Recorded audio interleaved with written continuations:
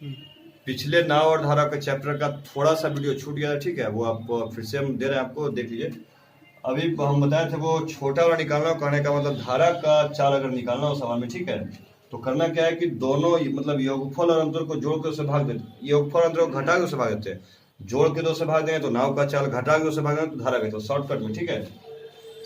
मतलब उधर था आपका 13 और ये था 7, 13 में 7 को घटाए तो हो गया 6, और 6 में 2 से भाग लिया तो हो गया 3, मतलब धारा की चाल हो गया 3 किलोमीटर प्रति घंटा।